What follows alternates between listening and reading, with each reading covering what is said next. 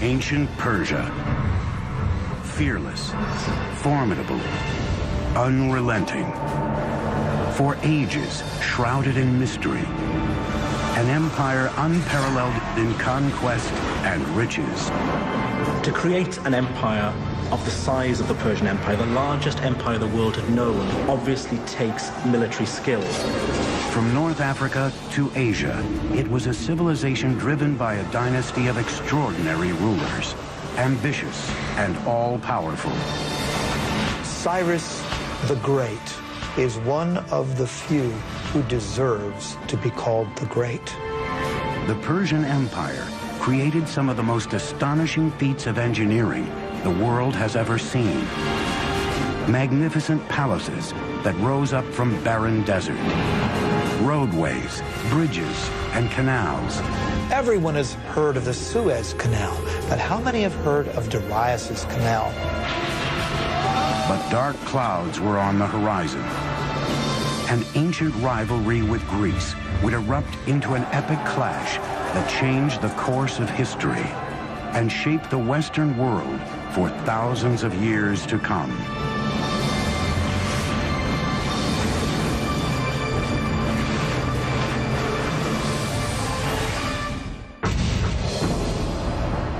(330 BC).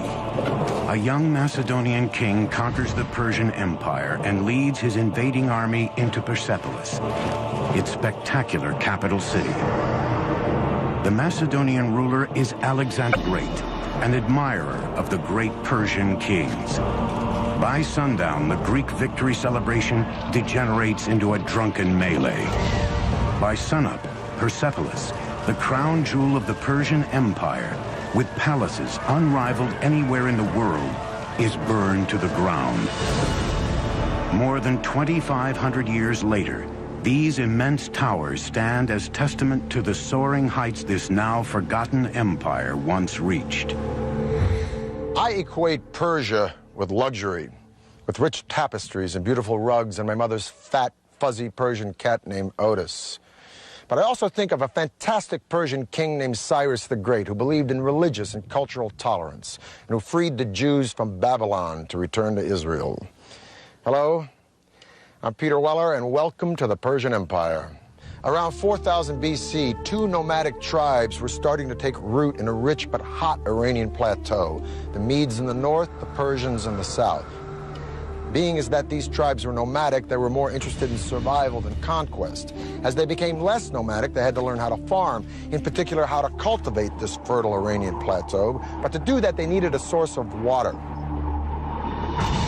The early Persians may have very well become dust in the winds of history had they not unlocked a source of water and, just as importantly, a means to channel that water to their crops and settlements. And what makes this engineering feat so remarkable is that they found this water not from rivers or lakes or oceans, but from the most unlikely source of all, rocks. Persia emerged out of nothing, a rugged, hostile terrain built with only invention and determination. 3,000 years ago, nomadic early Persians roamed the parched, forbidding Iranian plateau. Finding water meant traveling long distances. It fell to a hybrid engineer, geologist and diviner called a Mogani to figure out how to bring it back to his people. Using nothing more than stone chisels, Moganis would build the first cornerstone of the Persian Empire. A breakthrough system of underground irrigation canals called qanats. They began by harnessing gravity to exploit the natural topography of their land, which sloped relentlessly down from the Alborz Mountains towards the Persian Gulf. Vertical shafts were first dug down from the surface, and the tunnel was excavated horizontally for a short distance. Then another vertical shaft was built, approximately 3/4 of a mile up the slope, and the channel continued.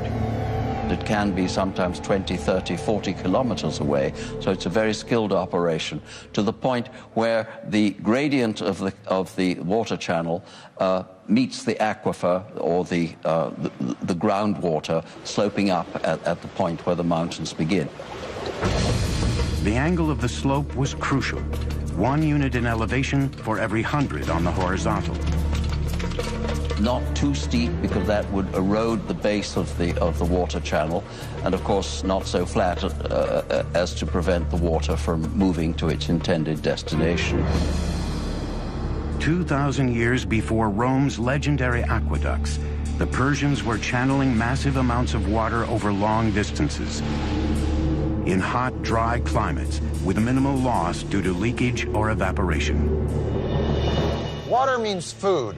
But the engineering technology to locate that water and move it was a carrot that the Persians were dangling in front of their neighbors. Around 700 BC, all of these tribes were united under one legendary figure named Achaemenes, who founded a dynasty.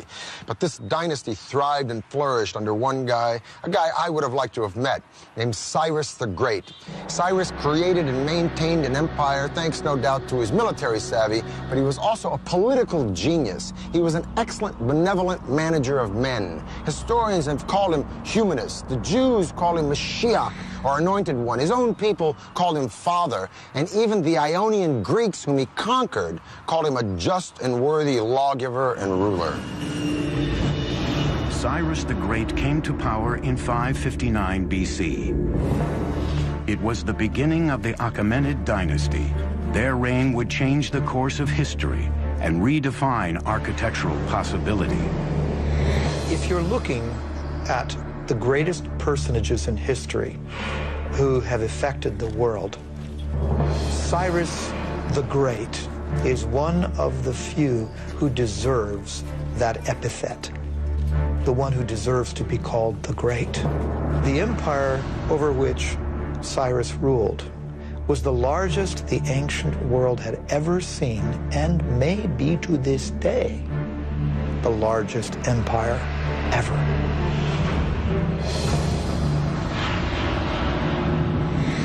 By 554 BC, Cyrus had crushed all rivals and became the undisputed leader of Persia. Now it was time to conquer the world. And if he was going to build an empire, he would need a magnificent capital city to reflect its growing stature. In 550 BC, Cyrus launched one of the most ambitious engineering projects anywhere in the ancient world. The Persian Empire's first great capital city at Pasargad, located in modern Iran. Cyrus was a very innovative builder, and I might add that his standards were particularly high. We can also say that his building project reflected in some ways the technologies that he found in the course of his various conquests. Like the Romans centuries later, the Persians were borrowers. They took the best and most advanced ideas from the cultures they conquered, then developed them even further into technologies uniquely their own. The art and engineering of Pasargad drew on influences as far-flung as Assyria, Egypt, and Asia Minor, thousands of miles away. There were stone workers, woodworkers, brick makers, relief makers, and we know that these were people often imported from all over the empire. Today, over 2,500 years later, crumbling ruins are the only remnants of what was once here, Persia's first shining capital city. Pasargad's showpiece was its two magnificent palaces, surrounded by a majestic park and vast formal gardens. Among them, the first known appearance of the astonishing Paradisia, the four-quartered walled Persian gardens. The gardens had over 1,000 yards of channels of carved limestone, designed such that water would enter small basins every 16 yards. The Paradisia of Pasargad laid the foundations for many of the world's most magnificent gardens for the next 2 millennia. What's particularly different with the Paradisia is the application of the geometric design. So we have squares, rectangular designs, floral designs, cypress trees, wild grasses, roses, lilies, all kinds of vegetations. And this is the concept of the modern park as we know it. As Pasargad was being built, Cyrus added to his dominion one enemy kingdom after another. But Cyrus was a very different kind of king. He refused to enslave his new subjects, a revolutionary concept in the ancient world. He recognized the local validity, if you will, of different religions and beliefs, and allowed those things to persist. In 539, Cyrus conquered Babylon, but he did not present himself as a conqueror. He presented himself as a liberator, rescuing these people from their despotic ruler. And then he did a totally unprecedented thing. He freed the Jews. The Jews had been living in Babylon in captivity ever since Nebuchadnezzar destroyed Jerusalem and their temple, and Cyrus freed them. Now, it could be said in hindsight or political history that Cyrus was looking for a buffer state between a hostile Egypt and his own empire. But so what? The point is that no one had ever done anything like this, and hardly anyone has ever done anything like it since. And subsequently, he is the only Gentile in the Bible to be referred to as Mashiach, or Messiah.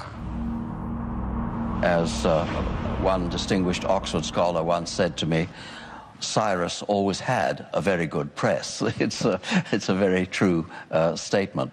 Before he could launch the campaign that would make Persia the lone superpower of the ancient world, Cyrus the Great died in battle in 530 BC. He didn't live long enough to show what really he could have done outside the battlefield. So in that sense, you can compare him with Julius Caesar, who conquered, but did not live long enough, he was assassinated, to put the empire that he conquered together.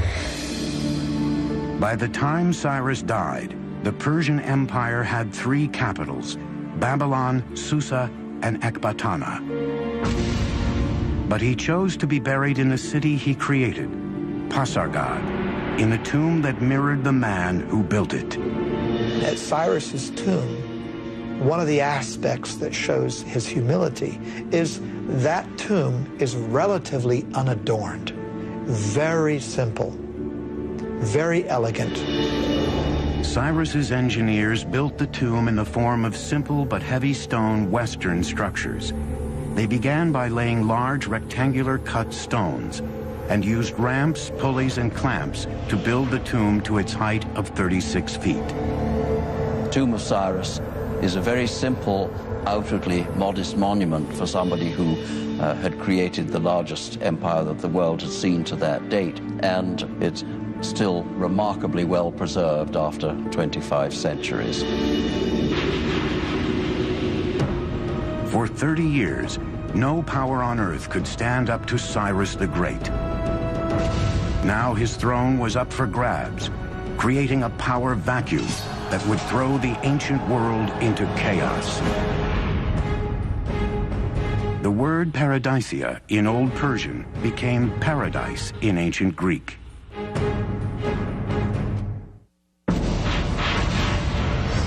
(530 BC). Cyrus the Great, the architect of the greatest empire the world had ever known, is dead. For Persia, its future now hung in the balance. Rivals and pretenders to the throne vied for power. Then a distant cousin of Cyrus, a brilliant general, rose up to assume power. When the smoke cleared, the Persian Empire was securely in his grasp. His name was Darius. And he would become arguably the greatest Persian king and one of the greatest builders of all time. Darius hit the ground running. He began by rebuilding the old capital of Susa with grand new palaces adorned in glazed brick. Today, the magnificence of the capital Susa is even found in the Bible. When the Greeks talk about Persian palaces, for example, they routinely mention Susa. When the Old Testament book of Esther talks about Persian palaces, it's Susa that they mention. But the new king of Persia wanted a ceremonial capital all his own. 518 BC, Darius launched one of the most ambitious construction projects of the ancient world. Located near the modern city of Shiraz, it would become known as Persepolis, or Persian city in Greek. All of the palaces rose from a vast stone platform designed to enhance the stature of the empire. The terrace square is huge, over 125,000 square meters. And he had to modify the landscape. His engineers had to come in and level out part of the area, and they had to build a retaining wall. He wanted it to be seen from a distance. That's exactly why you build up a terrace, so it could be viewed from afar. That makes it all the more grand and imposing. Persepolis was a colossal engineering challenge, with walls more than 60 feet high and 35 feet thick, and great halls featuring intricately designed columns. Thousands of architects, craftsmen, and laborers, along with tons of materials, were brought from the far reaches of the empire. Most ancient empires were built by massive armies of slave labor, but Darius, like Cyrus, believed in paying for the work that built Persia's palaces and monuments. Every worker was given his due, his or her due, because we also find women in the workforce as well. Depending on their skill, what the quality they brought to the work, they were paid accordingly. No expense was spared. Persepolis would be the signature monument of Persian power and glory. First of all, it's important to remember the origin of the Persians themselves. That is to say that these were a nomadic people. They lived in tented accommodation, and they would up their tents, move somewhere else, and plant their tents again. Now, as time went on, these tents became more and more elaborate affairs. And essentially what we're having at Persepolis is a tent turned into stone. The Apadana is nothing more than a stone tented building. The magnificent audience hall Darius built was called the Apadana. Each of those great monumental stone pillars are inspired by the kinds of wooden pillars that upheld a beautiful canvas roof. But now that canvas roof has turned to beautiful cedar wood instead. So the nomadic origins of the Persians gives the impetus to part of their architecture, but that's not all. The city's palaces were adorned in gold and silver, expensive tapestries, and colorful tiles. The walls were studded with carved reliefs of peaceful depictions of visiting dignitaries from conquered lands. But Persepolis' spectacular engineering achievements extended far beyond the city walls.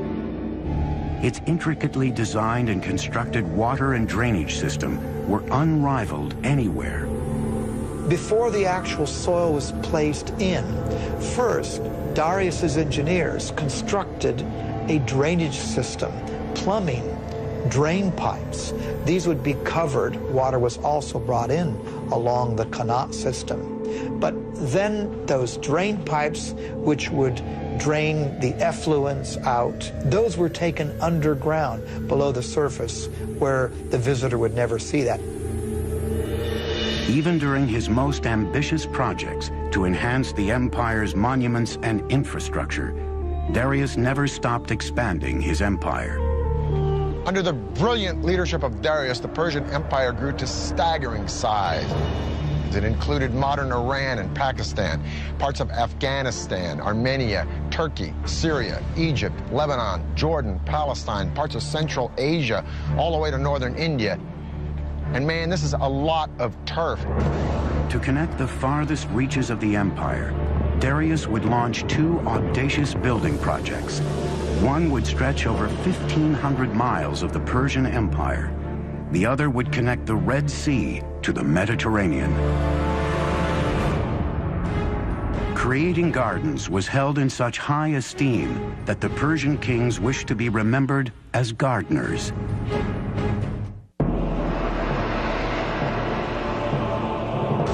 Under the rule of Darius the Great, the Persian Empire grew to staggering proportions. Now he wanted to consolidate and connect the far-flung parts of his great kingdom. 515 BC, Darius orders his engineers to build a massive stone highway, one that would weave the empire together from North Africa to India. extending over 1,500 miles of the empire. He would call it the Royal Road. This was quite the engineering feat because this had to traverse through mountains, forests, deserts. So typically, earth would be packed, hardened, for example. They may not have had asphalt, but they certainly had knowledge of packing gravel or tiny rocks. Laying down a stone road is vital in a terrain where there could be a high water table. You don't want to get your feet stuck in the mud. You don't want to get your cart stuck in the mud. So you have to raise the road surface up. That means laying down some kind of surface initially that will either absorb the groundwater or not allow the groundwater to displace the road. The Royal Road was linked by 111 rest stations and inns every 18 miles, where travelers could eat, sleep, and switch to fresh horses. To ensure safety, watchmen were posted all along its great length. Now, I'm going to talk with my friend, Dr. Lloyd Llewellyn-Jones from the University of Edinburgh, professor of ancient history. I got to ask you this. Was it that safe? Essentially, yeah. I think what Darius, if you will, manages to do here is an incredible feat. I mean, we're standing here in Turkey, okay, right, and we could take one route straight the way through into central Iran. I mean, that's pretty good going. How fast? Okay, so if we're on horseback and we're riding from one of these little garrisons to garrison every 15 miles, changing fresh horses, we can do that in about 6-7 days, maybe. 6 or 7 days? Yeah. So you could send messages on this road, friends, yeah, next city? Most definitely, and you know, and for trade, it's a godsend, as you can imagine. And this road cut through so much stuff. I mean, it just doesn't follow, you know, a formal pathway. It has to cross rivers, so it crosses the Tigris, it crosses by the ferry, River right? By ferry, right? Sometimes it clings to the side of mountains, sometimes it clings to the side of rivers. So the terrain is changeable. It's not drained or anything like that, so it's not as advanced as some of the Roman roads we get in later periods. So it doesn't have a gutter system? No, nothing like that, nothing like that. But what it's essentially is, it's sort of maybe 20 feet wide with a sort of chip-in base, which is good for horse treads and that kind of stuff, you know. And carriages and exactly, to get things through as quickly as you can, basically. Well, Lloyd, it's been a pleasure talking with you. Yeah, thank you for enlightening us about this incredible road. But Darius still wasn't through. There was one territory Darius had yet to firmly control, the vast riches of North Africa, and he was determined to build a gateway there. He had his engineers devise a giant canal linking the Mediterranean and the Red Sea. Everyone has heard of the Suez Canal, but how many have heard of Darius's canal? What Darius did was build an east-west canal that was 130 miles long. With the Persian knowledge of hydrology, Darius's engineers used digging tools made of bronze and iron to first open the canal, then clear any blown sand and line it with stone ready for his ships to sail. It would take 7 years to complete the 130-mile-long waterway, with a massive labor force of Egyptian stone cutters and canal builders. Parts of the canal between the Nile and the Red Sea were actually not waterways, but just points along which the ships could be dragged until they reached another deeper portion where they could again sail their course. Darius says, I, Darius, king of kings, conqueror of Egypt, built this canal. He connected the Red Sea to the Nile River for trade, and he says, and ships were brought along my canal. By 500 BC, Persia was the largest empire the world had ever seen, even exceeding the size and wealth of Rome at its height 4 centuries later. Persia was invincible, and its appetite for conquest was beginning to frighten an emerging power across the Mediterranean, the city-states of Greece. Just a little geographical info. That big body of water out there is the Black Sea. This thin body of water here is the Bosphorus Strait that connects the Black Sea to the Mediterranean. So I'm standing in Asia, or Asia Minor, if you will, and that land over there is Europe.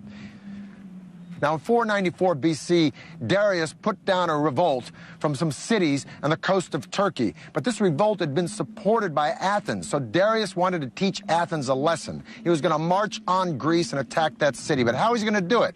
He's got to go across the sea. Well, he takes a bridge of boats, pontoons, if you will, and lines them up from that point to that point and marches an army, so Herodotus says, of 70,000 men across the sea to attack Greece. Amazing. Persian engineers connected one side of the Bosporus to the other by scuttling boats side by side to form the foundation. Then they built a highway across the top, linking Asia to Europe. Probably this was a system of planks, and underneath there was a system of packed earth or perhaps dry wood to keep basically the road stable.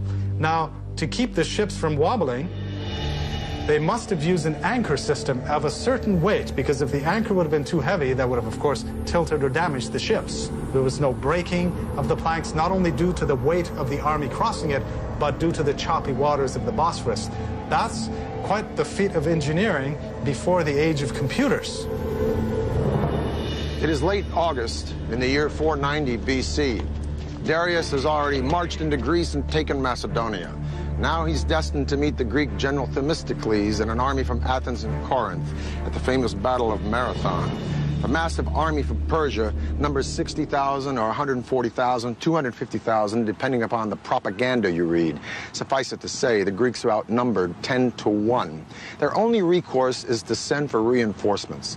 So the legendary runner Philippides runs from Marathon to Sparta, a distance of 140 miles in 2 days, hence the name of the race, Marathon.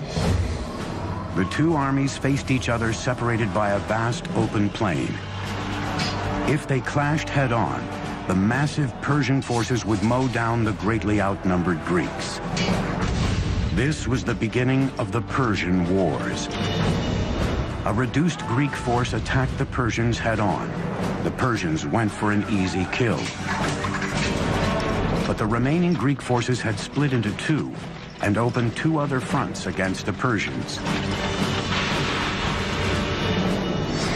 Sucked into a bloody slaughter pit, the Persians suffered heavy losses and retreated.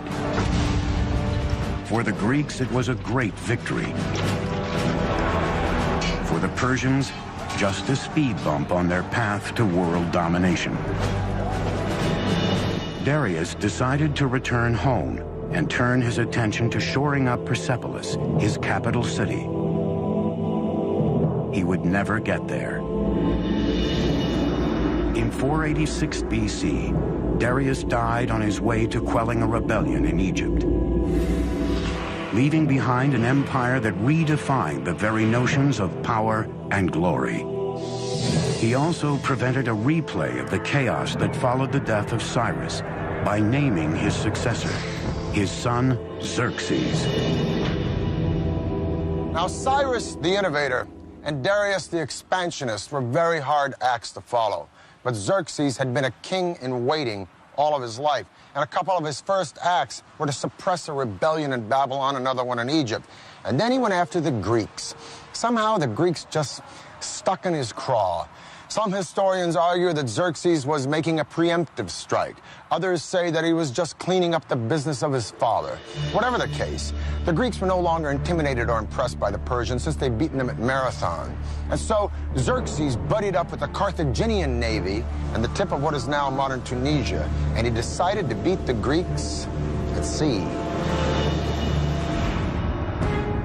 Discovered in 1931, Persepolis is one of the last archaeological excavations that dates back to the ancient world.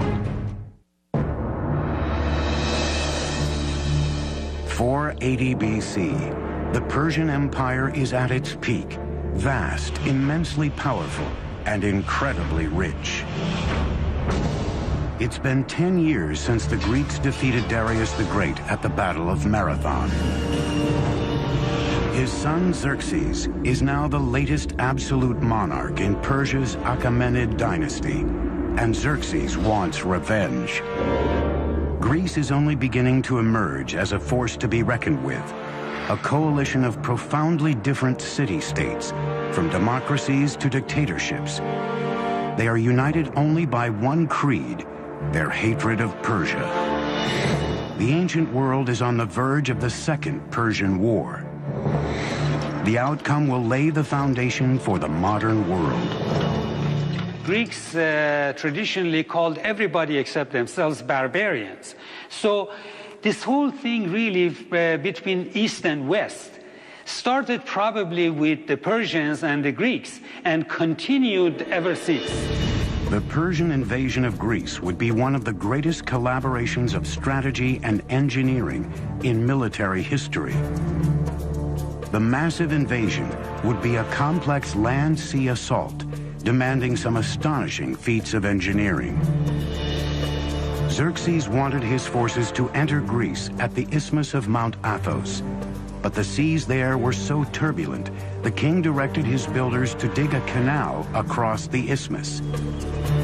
With vast manpower and expertise in canal engineering, Xerxes' engineers took a mere 6 months to complete the canal across the isthmus. But the next challenge facing his generals and architects was even greater. The huge Persian army still had to cross the 1.5-mile-wide Hellespont. To this day, their solution is considered one of the most ambitious engineering projects ever conceived for a military campaign.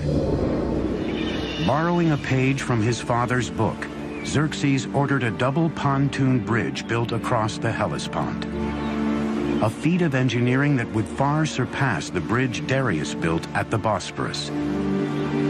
But what's very interesting is that 674 ships were now lined up. How were these ships kept stable? This must have been quite an engineering feat. The Bosphorus is not a very calm area. It can be quite choppy.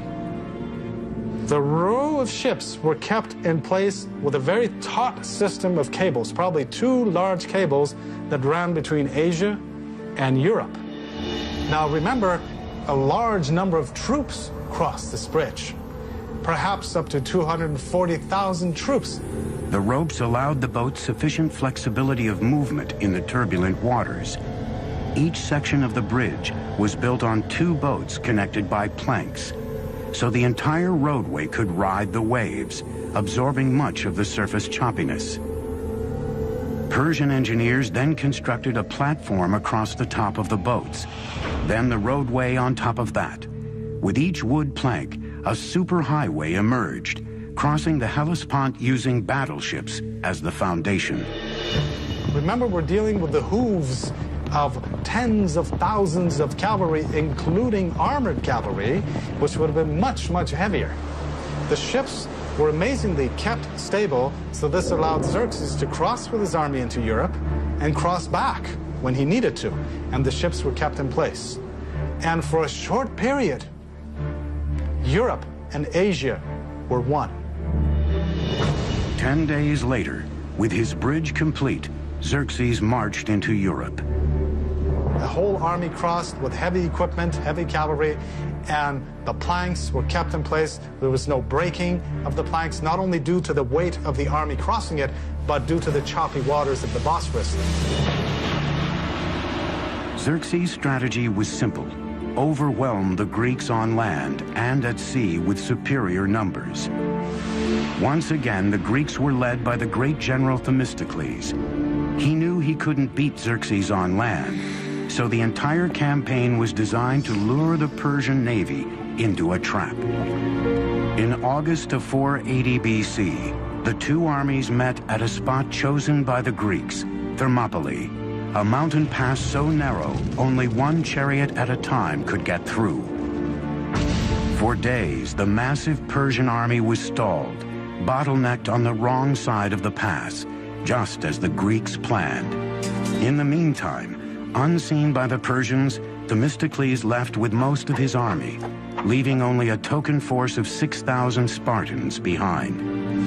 Like his father before him, Xerxes was about to charge headlong into a Greek trap.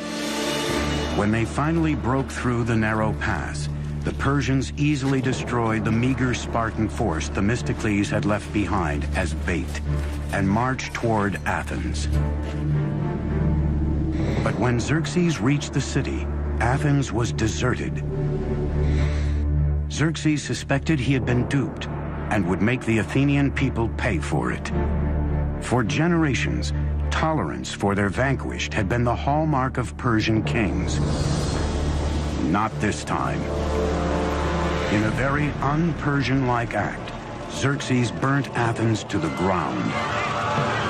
The Persian king regretted it immediately, and the following morning ordered Athens rebuilt.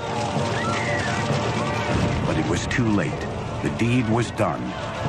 His moment of rage would come back to haunt Persia nearly 200 years later.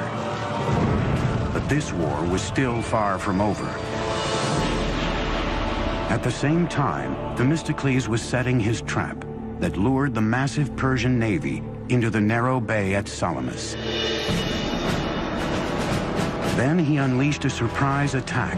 The huge Persian fleet was caught in the naval equivalent of gridlock. They couldn't maneuver in the tiny bay, while the Greeks used their heavy triremes as battering rams to demolish the Persian ships. It was a decisive victory for the Greeks. Xerxes returned home defeated, king of a Persian empire that was no longer invincible. There is one high note in the Persian loss against the Greeks at the Battle of Salamis, one saving grace, a woman named Artemisia, the sole female Navy captain in the Persian fleet. She faked out the Greeks by ramming one of her own losing ships, and she sailed away to escape in the confusion. Her survival skills so impressed Xerxes that he was thought to have said, "My men are becoming women, and my women are becoming men." The Persian wars launched Athens into its golden age, but left the colossal Persian Empire vulnerable. It would be left to a young prince, a worshiper of Persia's great kings, to deal the empire its last blow.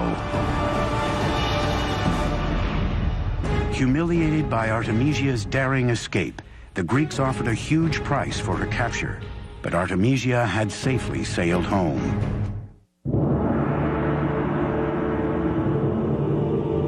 In 480 BC, the Greeks had defeated the Persian fleet at Thermopylae. The aura of invincibility that surrounded this empire was gone. But there were still days of power and glory ahead for the Persian Empire. 15 years later, in 465 BC, the Persian king Xerxes died. Xerxes left the empire to his son, Artaxerxes, who was determined to take Persia back to its golden days. He began by turning his attention to a building project begun by his grandfather, Darius.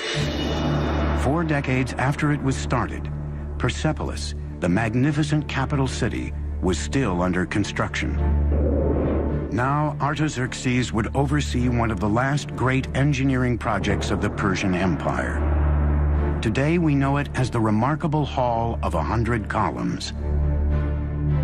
We know that the actual hall was some 200 by 200 feet, almost on the perfect square. What's remarkable of the Persepolis columns is when you look up the entire shaft, and these things raise, hundreds of feet into the air, there is not one piece of displacement whatsoever. It's a perfect vertical. They're working with what we might consider to be primitive tools, just stone mallets and bronze chisels, that's all. The fluting on the columns of Persepolis is so precise, however, that these are clearly the work of master craftsmen. The columns are constructed in drums, 7 or 8 drums stacked on top of another. This is done by scaffolding the whole area around the column, and then with a crane, a wooden crane, literally moving each column drum in place. Any client king, any governor from a distance, or even anyone who would come in that hall, would be so impressed by the vastness of the hall and by this forest of columns that stretched nearly as far as the eye could see. An amazing achievement. Across the empire, Persians were still producing some of the most extraordinary feats of engineering in the ancient world. In 353 BC, the wife of a local governor began work on a magnificent tomb for her dying husband. Her tribute to him would be a marvel of engineering and would become one of the 7 wonders of the ancient world, the Mausoleum of Mausolus. The marble monument would rise to 135 feet tall, enclosing a great courtyard. The roof was a pyramid with a staircase on each side, a pathway to heaven. More than 2,500 years later, the tomb of U.S. President Ulysses S. Grant in New York City would be designed after the mausoleum of Mausolus. By the 4th century B.C., Persian engineering was still the finest in the world. But underneath the soaring columns and shining palaces, the empire's very foundations were crumbling. And its enemies were soon at the gate. When Athens supports a rebellion in Egypt and Greeks occupy the capital city of Memphis, Artaxerxes leaves Persepolis and his building projects, and he launches a military campaign to kick the Greeks out of Memphis and bring Egypt back under Persian control once again. It'll be the last great victory of the Persian Empire, because in 424 BC, Artaxerxes dies, leaving a power vacuum and 8 solid decades of rampant infighting and neglect. And while the Persian Empire is embroiled in internal conflict and corruption, a young Macedonian prince is studying Herodotus and the accounts of the great Persian hero Cyrus the Great. And this Macedonian prince will set his eyes on conquering the world. His name is Alexander. In 336 BC, a distant relative of Artaxerxes rose to power. He took a regal name, Darius III. He will always be remembered as the king who lost an empire. Over the next 4 years, Alexander and Darius III met head-to-head in a series of fierce battles as Darius III's army was slowly pushed back to its own doorstep. In 330 BC, Alexander was at the gates of the empire's crown jewel, the capital city of Persepolis. Alexander adopted the Persian policy of respecting the defeated. None of his soldiers were allowed to pillage or plunder the lands they had conquered. But how do you tame so many soldiers after a victory over the most magnificent empire on planet E? Well, maybe his soldiers were restless or resentful, or maybe they just remembered the stories of how Athens had been burned by the Persians. In any case, at Persepolis, they let go. Huge celebrations took place after the victory, and during these celebrations, the treasury was pillaged. And then one of the saddest acts of arson in all of history took place. Persepolis was burned. Alexander was not in the business of destroying things. Persepolis probably was burned because it was a symbolic thing. And he also burned it to make a symbolic gesture, not a destructive gesture. There must have been wonderful draperies and things around, and no doubt fire could have begun accidentally just as much as purposefully, because if he really wanted to be an Achaemenid king, the last thing he should want to do was to destroy Persepolis. But there were no fire engines, and once the blaze had taken hold, it was a very terrible blaze, and it left its mark throughout the site. Darius III had escaped capture, but in the summer of 330 BC, he was murdered by a close ally. The last Achaemenid king was dead. Alexander gave Darius III a magnificent funeral, and later even married his daughter. Alexander declared himself an Achaemenid Persian king, and added the final chapter to the story of an empire that had spanned 3 continents and endured for over 2,700 years. Alexander, admirer of Persian kings, chased down the murderers of Darius and killed them himself. Alexander believed that only kings had the right to kill kings. But would have Alexander actually killed Darius? Probably not, because Alexander didn't create an empire, he only conquered one. The empire already existed, created by Cyrus the Great. No, Alexander's genius was to co-opt and use Persia, an empire that stood long before Alexander was born, and whose legacy of culture and sophistication and luxury would be around long after Alexander was dead. For the History Channel, I'm Peter Weller.